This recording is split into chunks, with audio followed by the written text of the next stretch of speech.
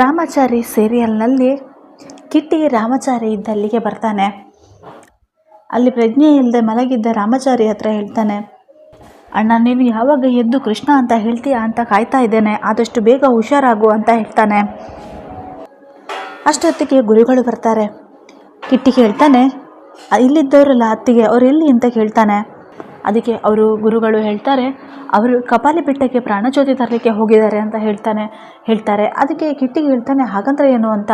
ಅದಕ್ಕೆ ಅವರು ಹೇಳ್ತಾರೆ, ಅದೊಂದು ಅಪಾಯಕಾರಿಯಾದ ಬೆಟ್ಟ, ತುಂಬ ಹಿಂದಿನ ಕಾಲದಲ್ಲಿ ತುಂಬ ಶಕ್ತಿಯುತವಾದಂತಹ ಬೆಟ್ಟ. ಅಲ್ಲಿ ಚಂದ್ರಮೌಳೇಶ್ವರನ ದೇವಸ್ಥಾನದಲ್ಲಿ ಒಂದು ಪ್ರಾಣಜ್ಯೋತಿ, ಅಲ್ಲಿ ಒಂದು ಜ್ಯೋತಿ ಉರಿತಾ ಇರುತ್ತೆ. ಅದು ವರ್ಷ ಆದರೂ ಆರೋದಿಲ್ಲ.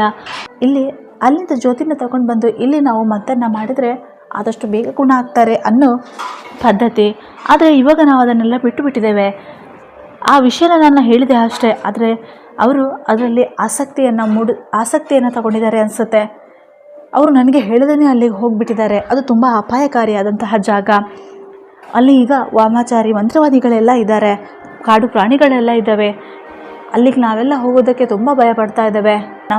ಚಾರು ಅವರು ಇಲ್ಲಿದ್ದ ಸಹಾಯಕರ ಹತ್ರ ಕೇಳಿ ಕಪಾಲಿ ಬೆಟ್ಟದ ಬಗ್ಗೆ ತಿಳ್ಕೊಂಡು ಪ್ರಾಣಜ್ಯೋತಿ ತರೋದಕ್ಕೆ ಹೋಗಿದ್ದಾರೆ ಅಂತ ಹೇಳ್ತಾರೆ. ನನಗದು ತುಂಬ ಭಯ ಆಗ್ತಾ ಇದೆ, ಏನು ಸಮಸ್ಯೆ ಆಗುತ್ತೆ ಅಂತ ಗುರುಗಳು ಕಿಟ್ಟಿಗೆ ಹೇಳ್ತಾರೆ.